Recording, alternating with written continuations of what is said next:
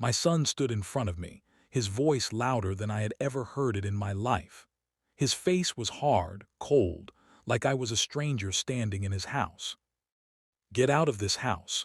My wife isn't comfortable having you around. Pack your things and be gone by morning." For a moment I thought I didn't hear him well. I blinked slowly, hoping this was some kind of bad joke, but it was. His wife Vanessa stood beside him with her arms folded, a small smile on her lips. Not a kind smile. A smile that said she had been waiting for this moment. I looked at my son, Daniel, the same boy I carried on my shoulders when he was little, the same boy who used to run into my arms after school. "Daniel," I said quietly, my voice shaking, "what are you saying?" But he didn't look at me like a son looks at his father. He looked at me like I was a problem. "I've said what I need to say. You heard me. You can't stay here anymore." The room felt smaller. My chest felt tight. I could hear my own heartbeat like a drum in my ears. Vanessa stepped forward slightly and said, "We need our space. This is our home now." Our home. I built that house with my own money. I remembered every brick, every nail, every long night I worked just to make sure my family would never struggle. And now I was being told to leave it. I looked around slowly. The living room was clean, modern, bright, but it didn't feel like home anymore. It felt like I didn't belong there. I wanted to speak. I wanted to shout. I wanted to remind him of everything I had done for him. But something inside me stopped me. So I said nothing. That night I packed my things in silence. Every item I picked up carried a memory. Old photos, a watch his mother gave me before she passed, the small wooden box where I kept important papers. My hands shook, but I kept going. I could hear them laughing in the other room. Laughing. I paused for a moment, holding a picture of Daniel when he was 10 years old. He had a big smile, missing one front tooth, his eyes full of life. I whispered softly, "What happened to you, son?" No answer came. The next morning, I walked out of that house with one suitcase. I didn't argue, I didn't cry in front of them, I didn't beg. I just left. And I took something with me. $15 million. 2 weeks later, they were begging. But to understand how we got there, you need to know everything that happened before that day. Because this didn't start overnight. It started years ago. After my wife Margaret passed away, everything changed. The house became quiet, too quiet. Daniel told me, "Dad, you shouldn't stay alone, come live with me." At that time it sounded like love, like care. So I agreed. Daniel had just gotten married to Vanessa. She was beautiful, smart, and confident. At first, she was kind to me. "Dad, you don't have to worry about anything," she said. "We'll take care of you." And for a while they did. But slowly things began to change. It started with small things. Vanessa would sigh whenever I entered the room. She would complain about little things. "Why do you leave your cup here? Why is the TV so loud? Why don't you just stay in your room?" At first I ignored it. I told myself she was just adjusting. But then Daniel began to change too. He stopped sitting with me like he used to. Our conversations became short. "Dad, I'm busy." "Dad, not now." "Dad, we'll talk later." Later never came. I began to feel like a guest in my own house. One evening, I overheard Vanessa speaking on the phone. "He still has all the money," she said. "Yes, everything is still in his name. We just need time." I froze. My heart skipped. I stood there quietly, not making a sound. All those properties, the accounts, once everything is transferred, we won't have to deal with him anymore. I felt something break inside me. She wasn't just uncomfortable with me. She had a plan. And I was part of it. That night I couldn't sleep. I sat on my bed thinking about everything, about my life, about my son, about the trust I had given him. I had worked for over 40 years, built businesses, bought properties, saved carefully. Everything I had, I planned to leave for Daniel. He was my only child. But now I wasn't so sure. The next morning, I acted like nothing happened. I smiled, I greeted them, I even joked a little. They didn't know that I knew. And that was my advantage. Over the next few weeks, I paid attention. I watched. I listened. Vanessa began pushing more. "Dad, it's better if you transfer some things now," she said sweetly, "so everything is organized." Daniel would sit beside her and nod. "Yes, Dad, it's just paperwork, nothing serious." Nothing serious. I smiled and said, "We'll see." But inside, I had already made a decision. I contacted my lawyer. Quietly, carefully, I told him everything. He looked at me and said, "Are you sure?" I nodded. I've never been more sure. Over the next few days, we moved everything. The money, the properties, the accounts. Everything was transferred into a secure trust under my control. Not Daniel. Not Vanessa. Mine. They had no idea. And then, just when they thought they had everything under control, that day came. The day my own son stood in front of me and told me to get out. But what they didn't know was this. They had just thrown out the man who still owned everything. And as I stood outside that house with my suitcase, looking back one last time, I realized something very important. I was no longer their weakness. I was their biggest mistake. And 2 weeks later, they would find out the truth in a way they never expected. 2 weeks after I walked out of that house, my phone rang. I was sitting by the window in a quiet apartment, holding a cup of warm tea. The sun was just rising, soft and calm, nothing like the storm I had left behind. When I saw Daniel's name on the screen, my hand froze. For a few seconds, I just watched it ring. This was the same son who looked me in the eye and told me to leave. The same son who didn't even walk me to the door. Now he was calling. I answered. "Hello." There was silence for a moment. Then I heard his voice. "Dad, where are you?" His voice was different, not strong, not confident. It sounded afraid. I didn't rush to answer. "Why are you asking?" I said calmly. "Dad, please, just tell me where you are." I looked out the window again. Birds were moving from tree to tree. Life was going on like nothing had happened. "I'm safe," I said. "That's enough." He breathed heavily on the other end. "Dad, we need to talk." I smiled slightly, but there was no joy in it. "Now you want to talk?" "Please, Dad," he said. "It's important." I stayed quiet for a moment, then said, "What's wrong, Daniel?" He hesitated. Then he said something that told me everything I needed to know. "Something is wrong with the accounts." I closed my eyes slowly.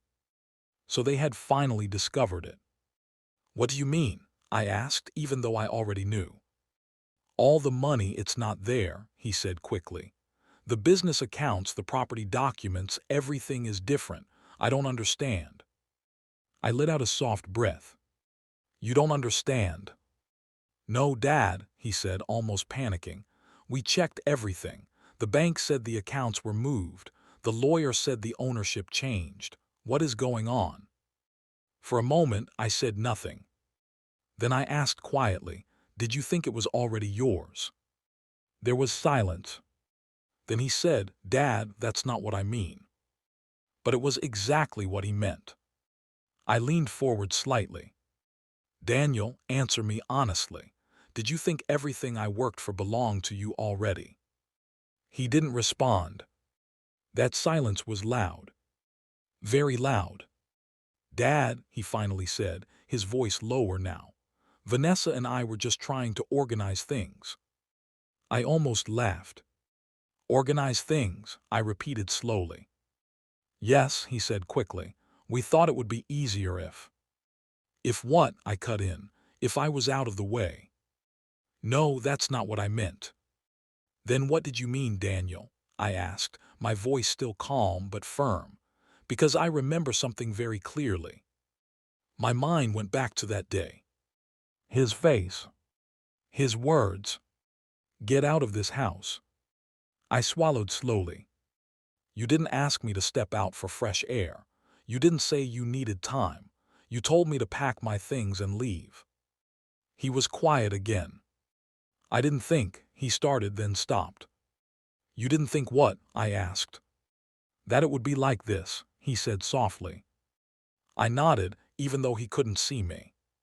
That's the problem, I said. You didn't think. There was a long silence between us. Then he spoke again, this time slower. Dad, Vanessa is worried. Of course she was. What is she worried about? I asked.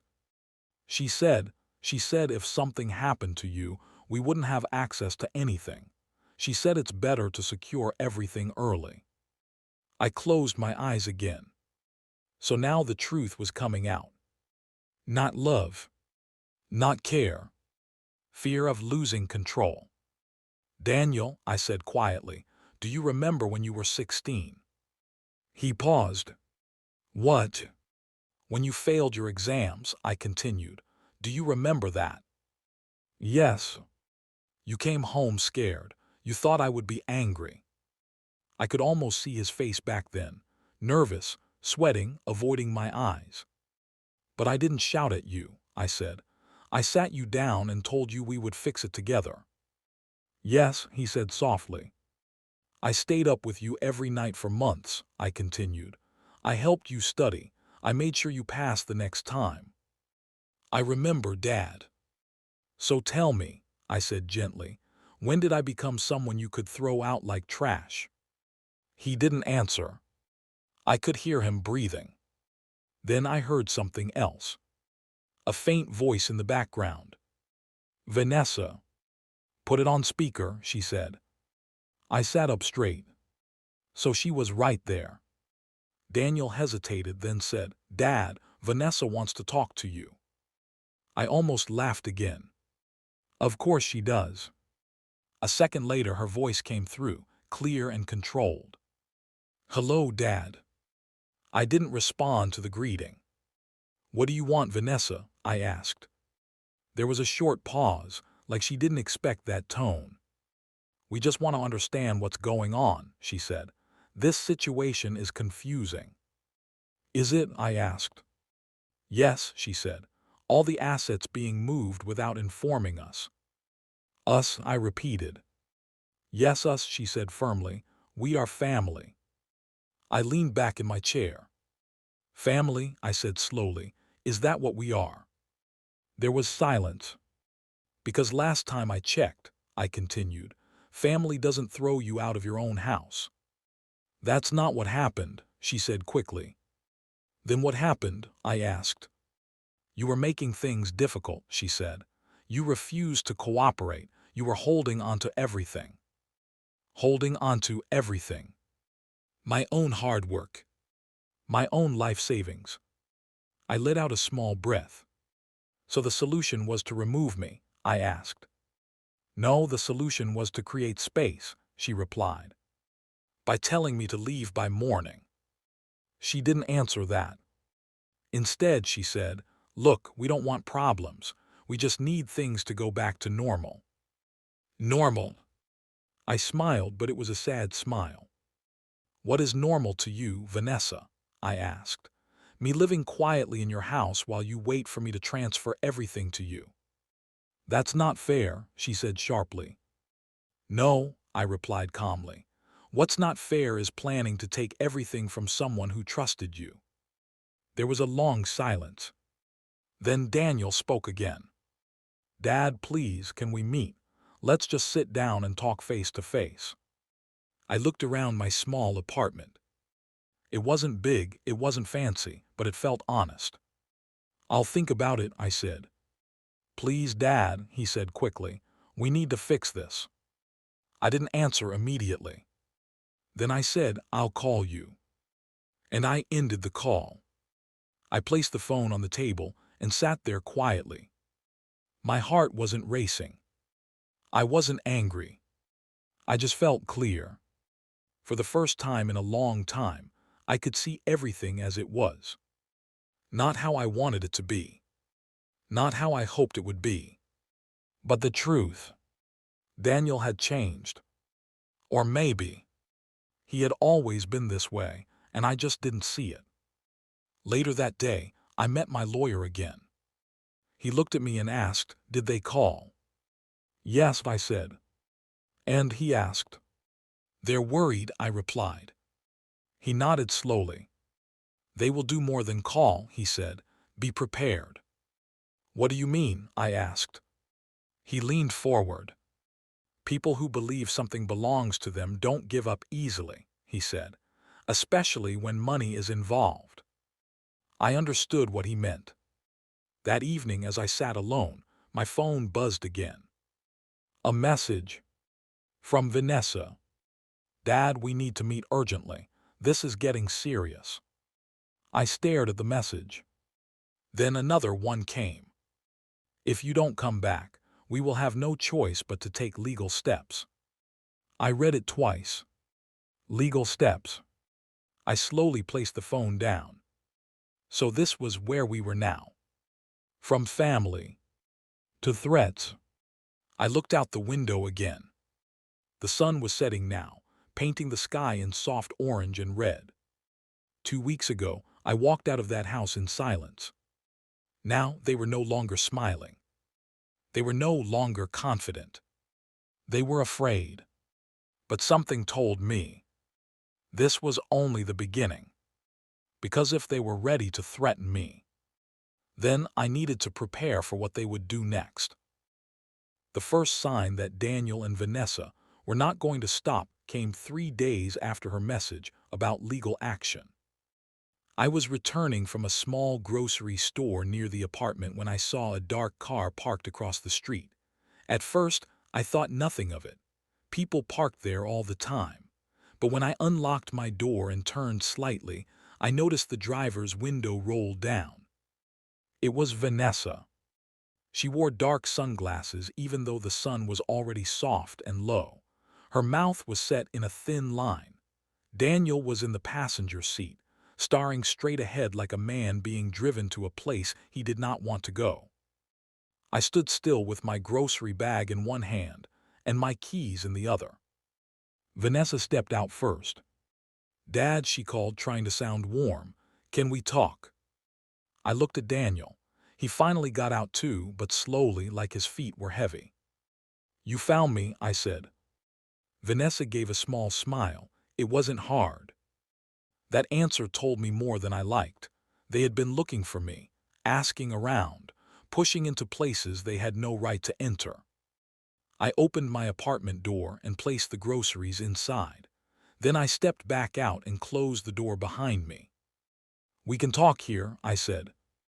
Vanessa glanced at the building, then at the narrow street, clearly unhappy with the setting. This was not the kind of place where she felt in control.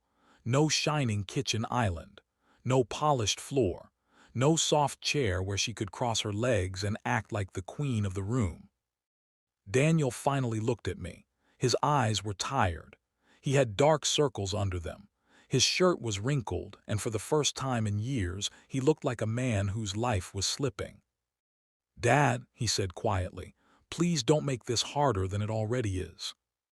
I almost smiled at that. Harder? As if I was the one who had made anything hard. Vanessa stepped closer.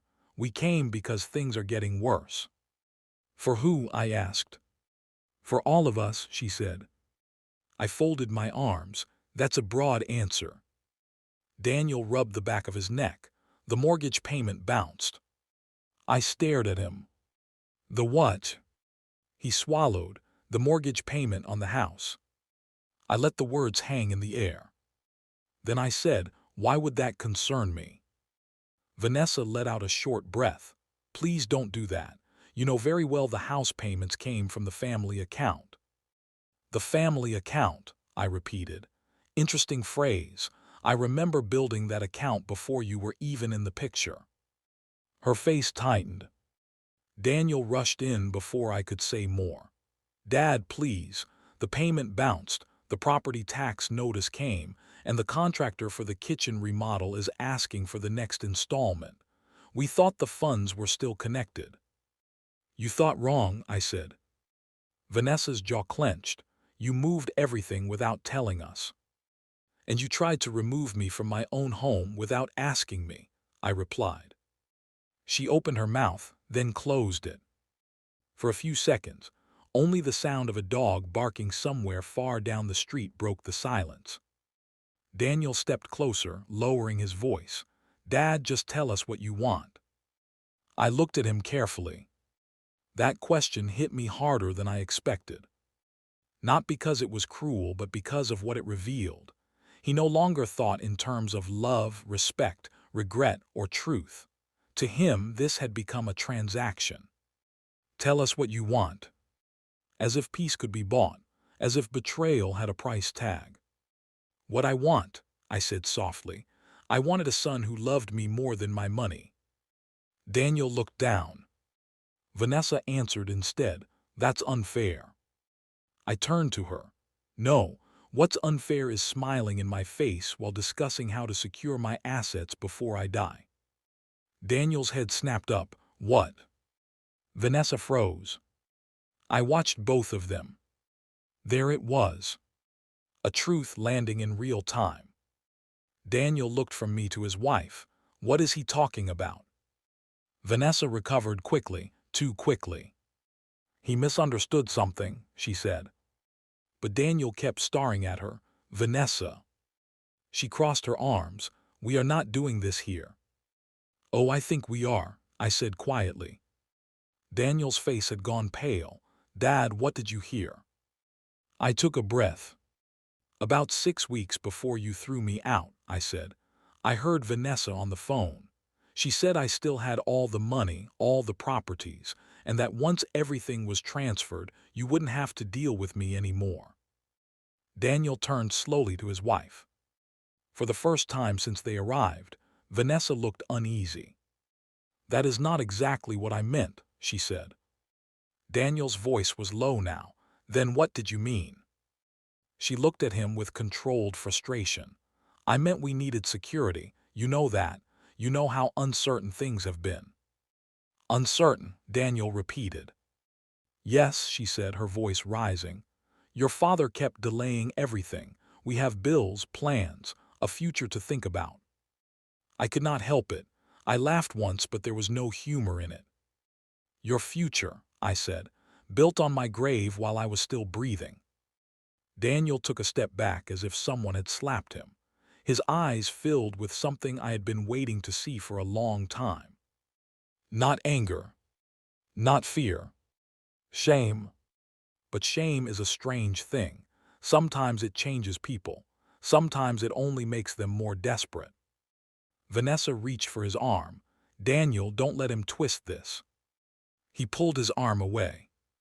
That small movement changed the air between all of us. Did you say that? He asked her. She hesitated. That was answer enough. Daniel looked sick. So this whole time, that's what this was about. No, she snapped. This was about us building a stable life. By pushing my father out. By making a hard decision, she shot back. You agreed with me. Daniel opened his mouth, but nothing came out. And that was the ugliest truth of all. He had agreed. Maybe he had not started the plan. Maybe he had not spoken the cruelest words first. But he had stood there. He had chosen his side. He had let it happen. My chest felt heavy, but my voice remained calm. You both made a choice, I said. Now you are living with it. Vanessa took a step toward me, her eyes sharp now, all softness gone. Fine, let's stop pretending. Yes, I wanted things settled. Yes, I wanted protection. Because you hold everything in your hands, and one day, if you changed your mind or got manipulated by someone else, we could lose everything. I stared at her. So you betrayed me before I could possibly betray you. She lifted her chin. I did what I thought was smart. Daniel looked at her as if he did not know her. Then he turned to me. Dad, I didn't know she said that. But you knew enough, I said. His face crumpled slightly. That was the thing about pain. It did not always come with shouting. Sometimes it came in small breaks, a dropped gaze, a shaking hand, a voice that lost its strength. I was wrong, he said quietly. Vanessa spun toward him. What are you doing? He ignored her. Dad, I was wrong. The words settled into me, but they did not heal anything. Some wounds are too fresh for that. Some apologies arrive after the door has already been burned.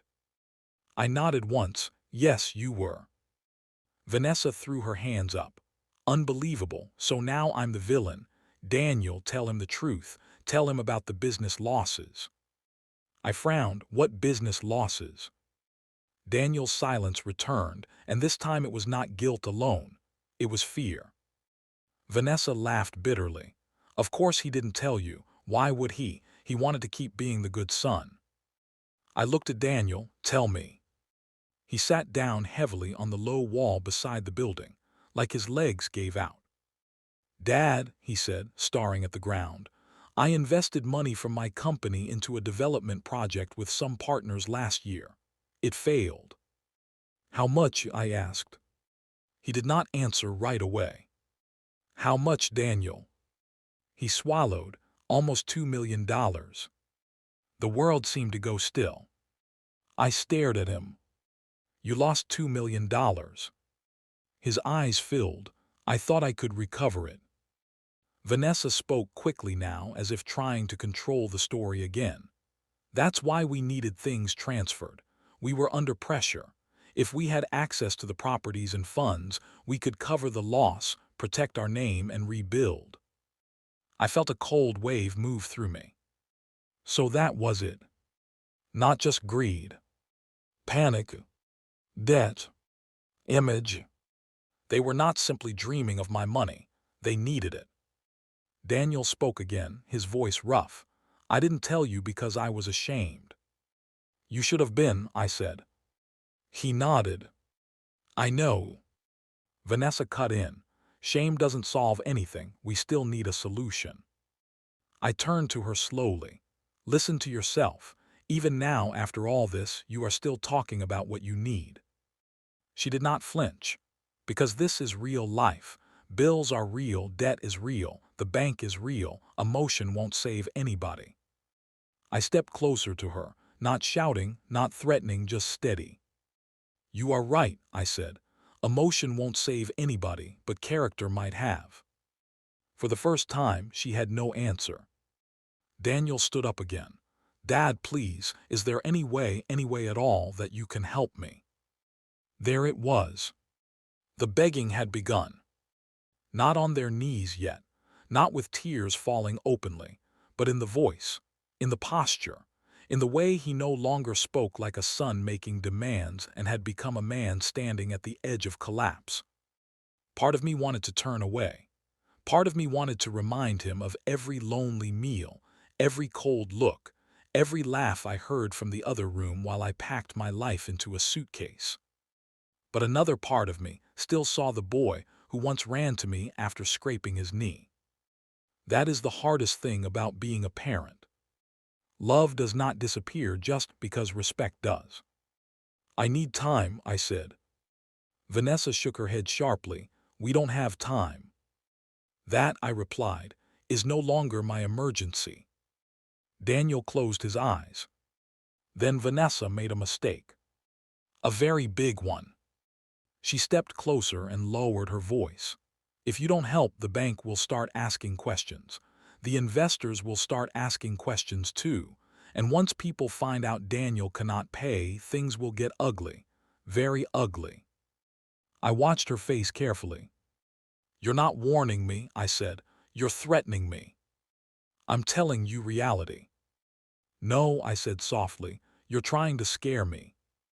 Daniel looked at her in disbelief. Vanessa, stop. But she was past stopping. If this falls apart, she said, it won't only hurt us. Your family name is tied to those properties. Your reputation is tied to this. People will talk. I smiled then, a slow, tired smile. Let them. She stared. I continued. I would rather lose reputation than lose my soul.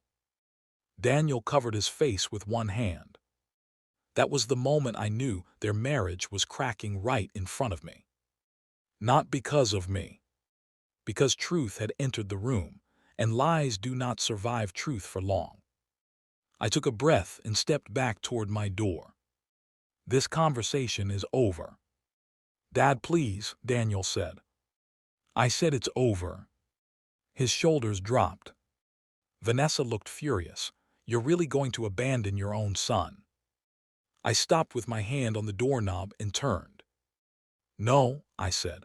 I already know what it feels like to be abandoned by family. I'm simply refusing to be used by it again. Then I opened the door and went inside.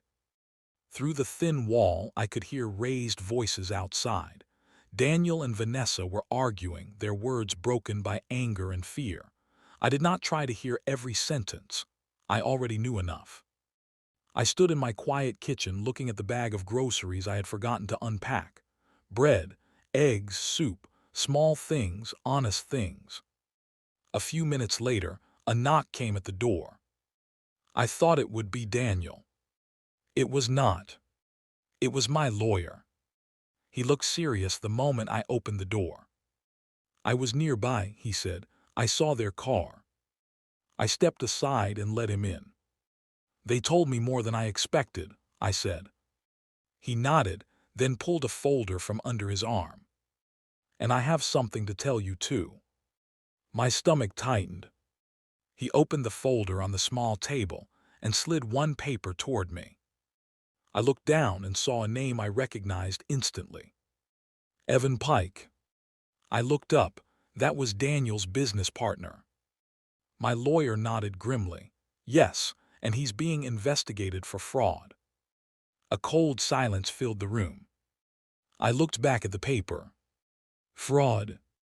Investigation. Missing investor funds. I felt my heart beat slow in that strange way it does when the truth is so bad your body almost becomes calm from shock. How deep is Daniel in this? I asked. My lawyer's face was careful. That, he said, is what we need to find out fast. And just like that, I understood something terrifying. This was no longer only about betrayal inside a family. This was becoming something much bigger. And if Daniel had signed the wrong papers with the wrong people, then the son who threw me out of my own home might not just be desperate. He might be in real danger. For a long time, I sat at that small kitchen table and stared at the paper in front of me. Evan Pike. Fraud investigation. Missing investor funds. Those words did not look real. They looked like something from another family, another life, another story. Not mine, not Daniel. But the truth does not care what feels believable. My lawyer, Mr. Bennett, stayed calm while I read every page. He pointed out dates, signatures, company names, and transfer records. The more I read, the colder I felt. Daniel had invested in a luxury housing project with Evan and two other men. The project had sounded good on paper.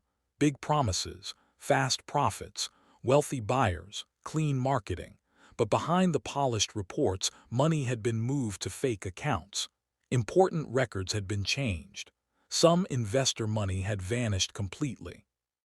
Daniel had not started the fraud, but he had signed documents without asking enough questions. He had trusted the wrong man because he was desperate to grow fast. And when the project began to collapse, he panicked. That was when Vanessa stepped in with her plan. Now everything made sense. Their strange pressure, their sudden coldness, their obsession with my accounts, my properties, my paperwork. They were trying to save themselves with my life's work. Not because they loved me, because they were sinking. I put the last page down and looked at Mr. Bennett. "Is Daniel going to prison?" He took a careful breath before answering. "Right now, he is not the main target. But if he hides facts, destroys records, or keeps lying, things could get much worse." I nodded slowly. "So he still has a chance?" "Yes," he said, "but only if he tells the truth now."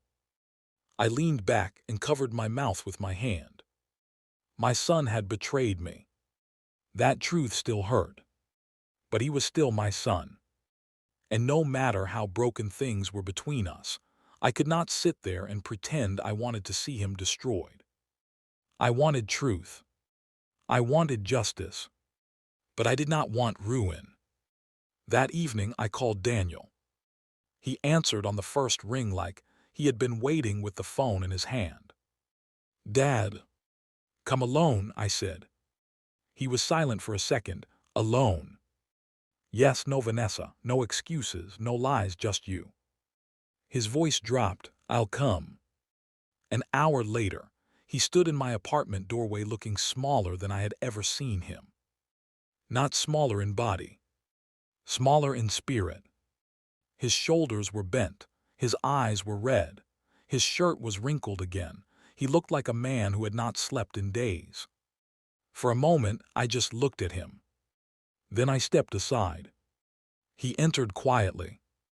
I pointed to the chair across from me at the small table. He sat down, and for a few seconds neither of us spoke. Then I slid the folder toward him. His eyes moved across the top page, and all the color left his face. He did not need long. He knew exactly what it meant. "You know about Evan," he whispered.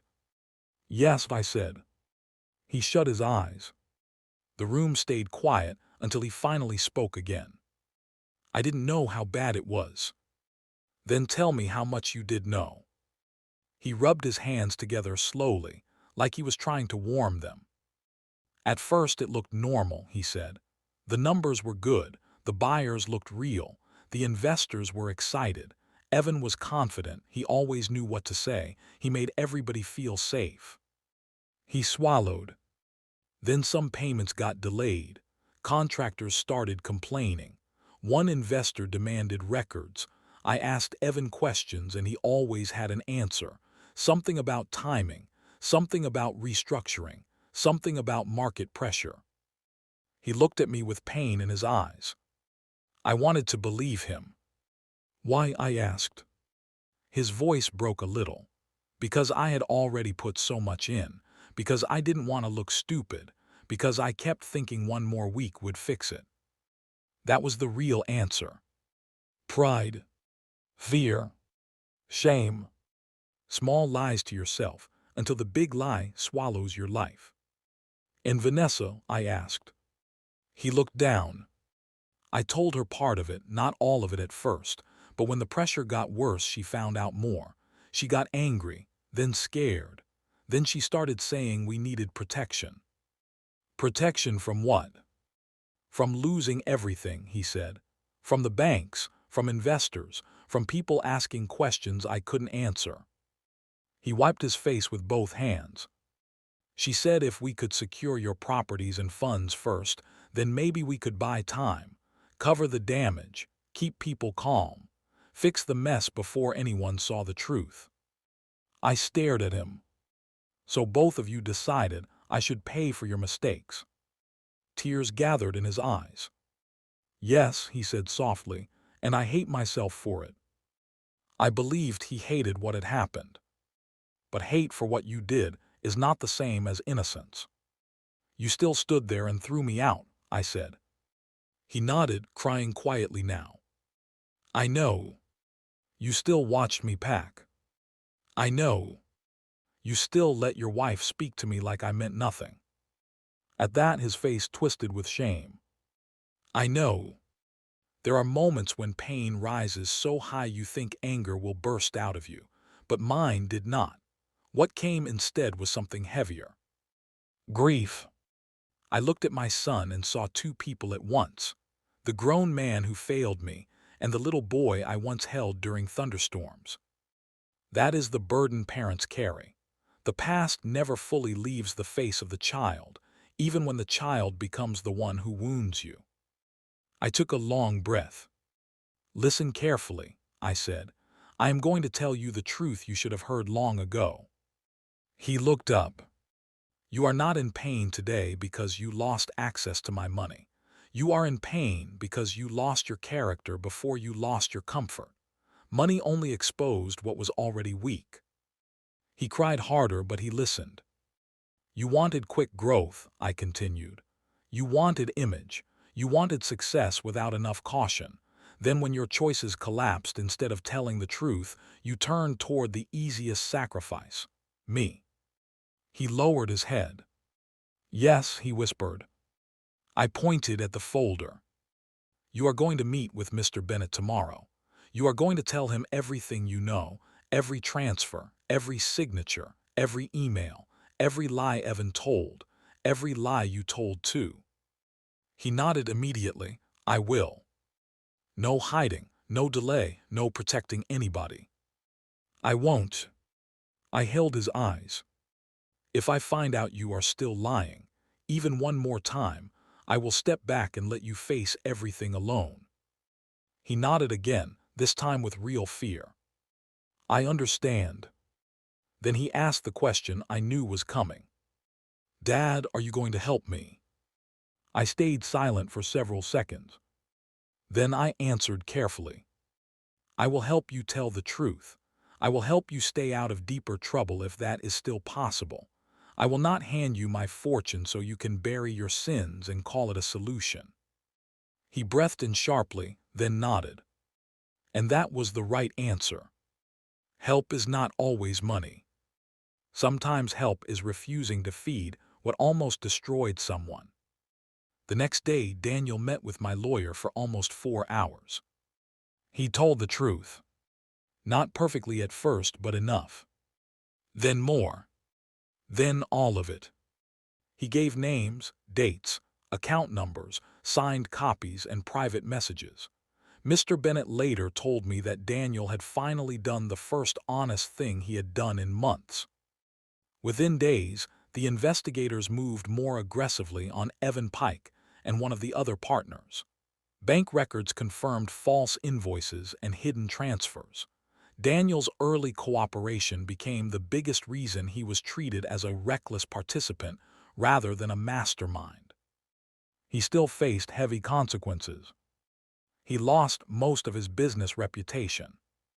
He had to sell his luxury car. He had to step away from the company he once bragged about. Several investors publicly blamed him for negligence, and they were not entirely wrong. But he was not arrested. And in time, that mattered more than pride. Vanessa was a different story. The moment she realized I would not release money, and that Daniel was choosing truth over image, something inside her hardened completely. She came to see me once, just once, 3 days after Daniel met with the lawyer. She stood in my doorway in an expensive coat that no longer looked impressive to me. I hope you're happy, she said. I looked at her quietly. About what? About tearing this family apart. I almost could not believe the words. Then I realized I could. People who refuse responsibility often make a home inside blame. You did not lose your marriage because of me, I said. You lost it because you treated love like a business strategy. Her eyes flashed. You think you're innocent. You sat in silence and made us suffer. I nodded slowly. Yes, I stayed silent, and that silence showed me exactly who you both were. For the first time, she had no clever answer. Only anger. Then she said one last thing before leaving. If he had listened to me fully, we would still be standing. I looked straight at her. No, I said. If he had listened to his conscience, none of this would have happened. She left. A month later, she moved out of the house. 3 months later, the marriage was over. Daniel did not fight it. He told me later with a tired face and a quiet voice. I kept calling her my strength, but she only made me weaker where it mattered most. That sentence stayed with me because it was true, but it was also incomplete. Vanessa had influence, yes, but Daniel still made his own choices. That lesson mattered. Bad company can push you, but it cannot replace your responsibility. Over the next year, life changed slowly. Daniel moved into a smaller place. A very small place. No designer kitchen, no polished entryway, no giant master bedroom. Just a plain apartment with white walls and second-hand furniture. He got a regular job under another firm, far below the level he once boasted about. He paid what he could toward settlements. He lived carefully, quietly, honestly. For the first time in his adult life, he stopped trying to look rich and started trying to be decent. As for me, I never moved back into that house. I sold it. People asked me why. The answer was simple. A house can hold memories, but it can also hold poison. I did not want to grow old in rooms where love had been measured in signatures and account access. I bought a smaller home near a lake about an hour away. It had a front porch, a strong old tree in the yard, and a study with enough sunlight for the mornings I liked to spend reading. It was peaceful. Real peace. Not silence filled with tension. The kind of peace you can feel in your bones. Months later, Daniel came to visit me there. He stood on the porch awkwardly, holding a small paper bag from a bakery. It almost made me smile.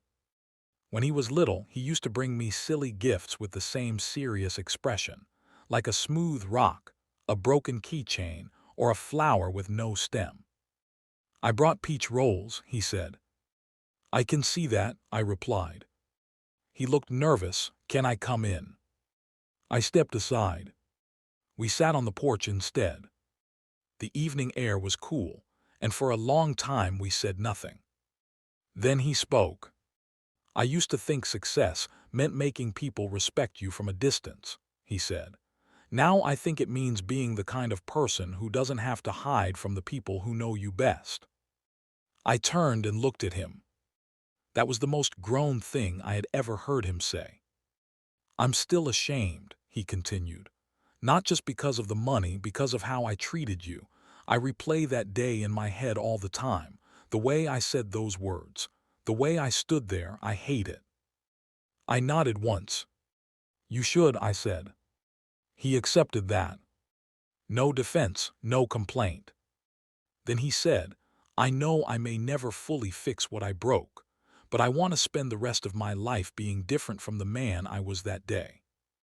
And for the first time, I felt something warm move through all the hurt.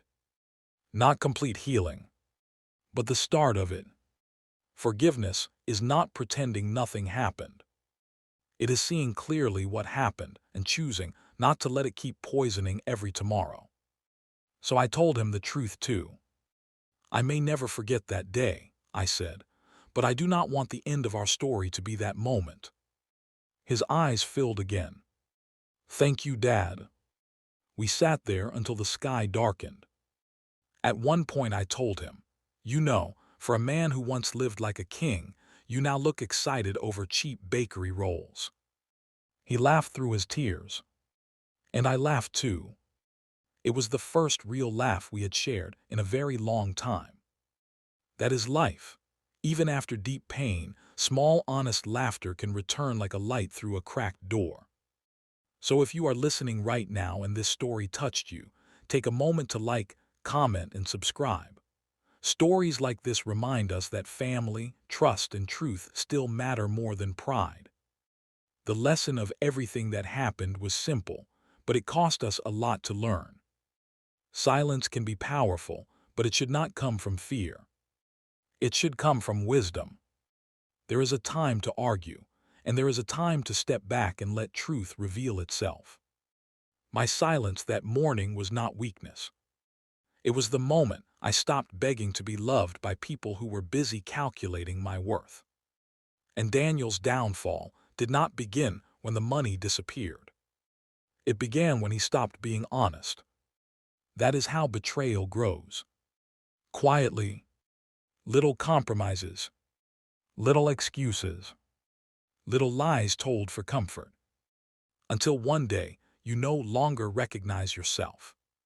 But there is another truth too.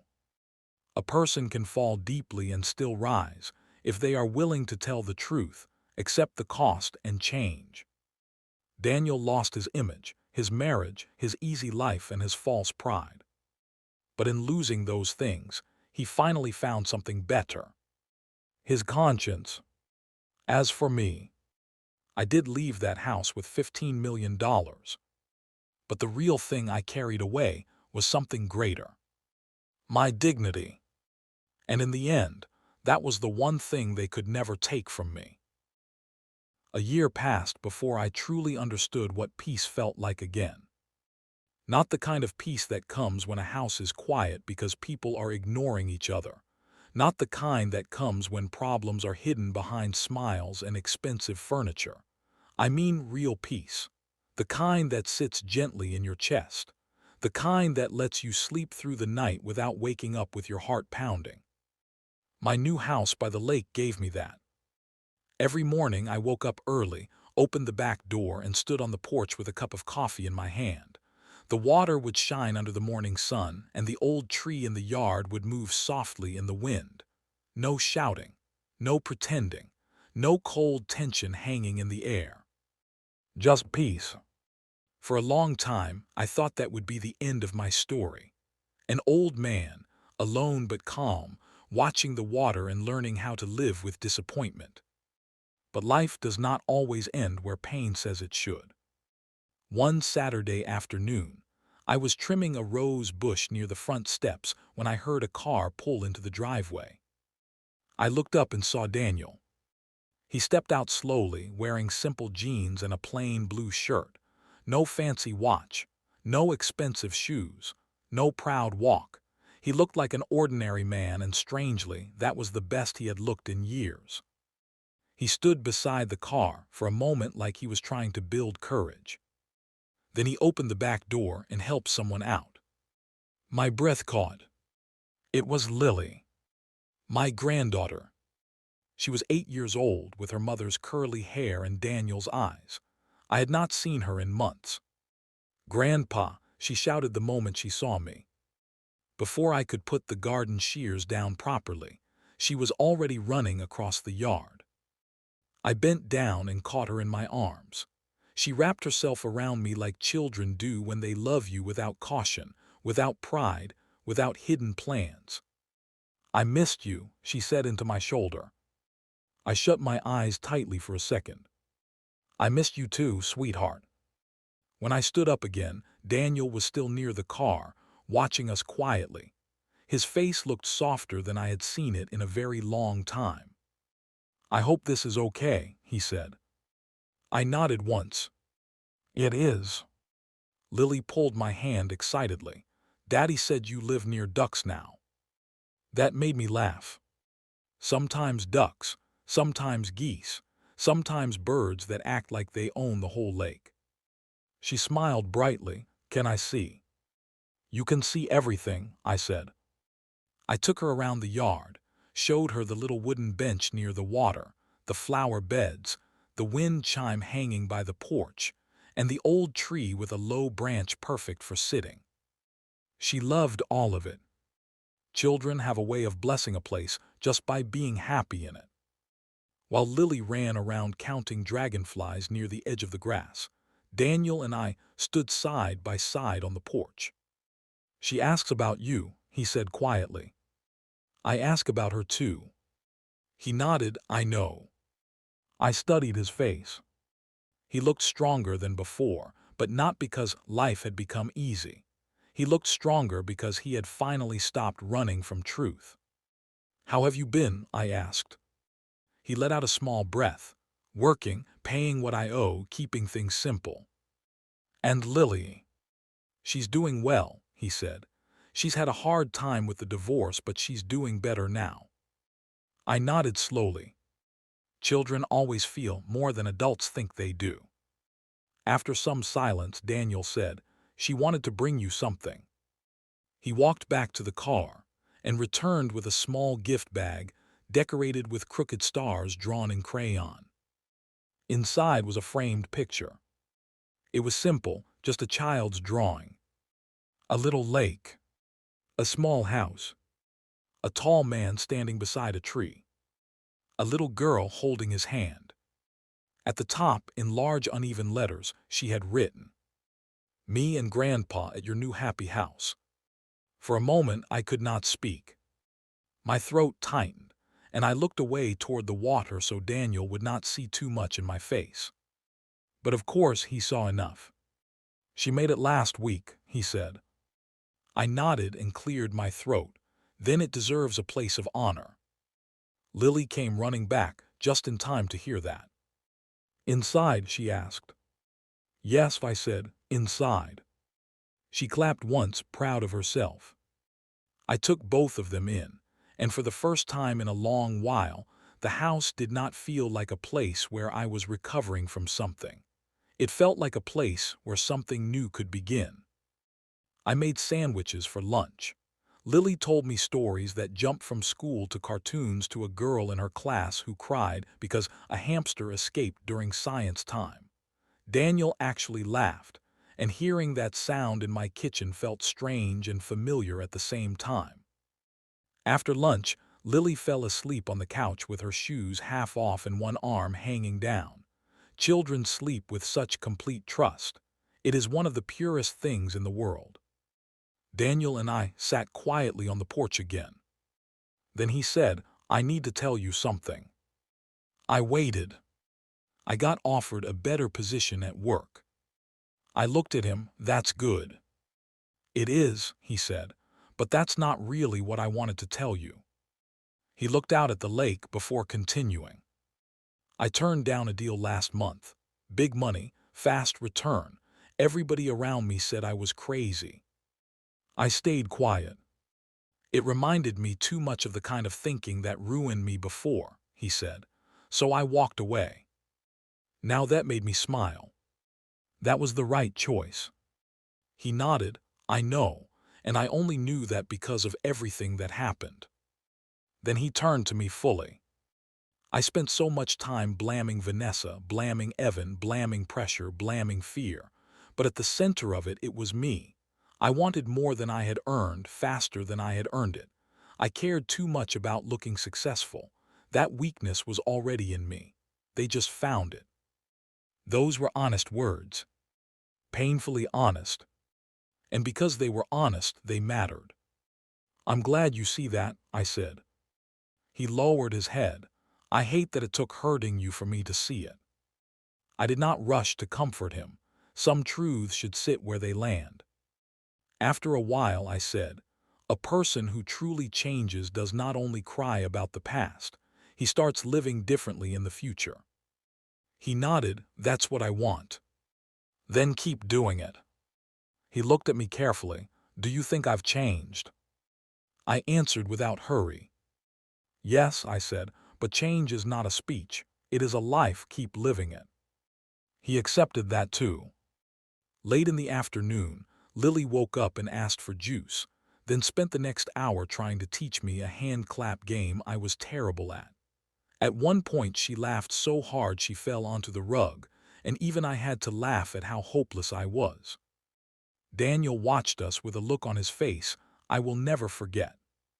It was not pride. It was not envy. It was gratitude mixed with sorrow. He was seeing something he almost destroyed.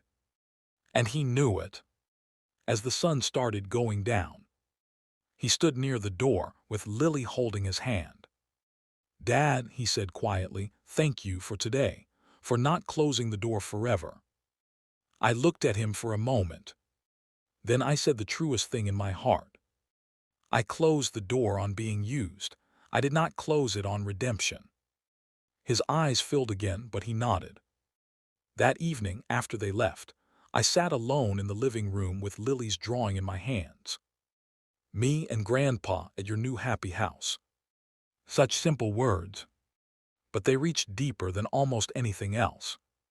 Because in the end, that was what I had found. Not revenge that made me cruel. Not wealth that made me untouchable. Not victory that made me proud. Just a new happy house. A quieter heart. A son learning humility. A granddaughter whose love still came running across the yard. 2 weeks after they threw me out, they begged because they were desperate. But a year later, what mattered more was not their begging. It was what came after. Truth, consequences, change, healing. That is the part many people do not understand about silent revenge. The real power is not in watching people fall. It is in refusing to fall with them. It is in keeping your dignity while lies collapse on their own. It is in walking away without screaming, then standing firm when truth finally speaks for you. And sometimes, if God is kind, it is also in living long enough to see broken things begin to heal. Months later, on Lily's 9th birthday, Daniel invited me to her small party at a park. No luxury, no show, no trying to impress anyone. Just balloons, homemade food, folding chairs, children running in the grass, and a chocolate cake with too much icing. It was perfect. At one point, Lily stood on a bench and shouted, "Grandpa, come sit by me." I went over and sat beside her while she leaned against my arm.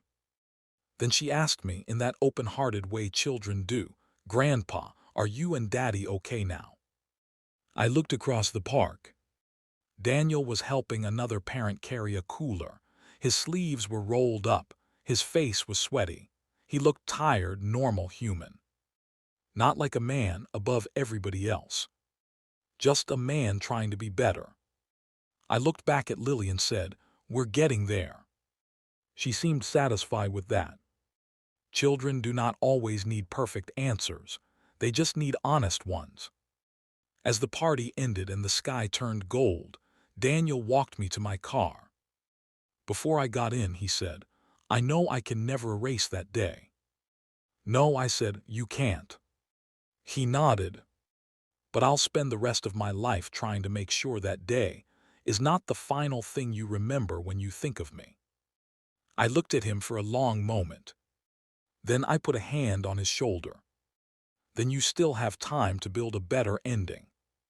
His face broke into the smallest, most grateful smile. And that was enough. So that is how the story ends. Not with shouting. Not with handcuffs. Not with a big speech. It ends with a hard lesson, a quiet house, a child's drawing, and a man who learned too late that greed can make you blind, but truth can still teach you how to see again. If there is one lesson in all of this, it is this. Never trade love for money. Never trade character for comfort. And never think silence means weakness. Sometimes the quietest person in the room is the one who sees everything most clearly. My son told me to get out because he thought I was old, easy to remove, and standing in the way of his future. But when I walked out, I did not just take $15 million with me. I took my peace. I took my name. I took my dignity. And in the end, those were worth more than all the money he almost lost trying to chase. That was the real revenge. And that was also the real victory.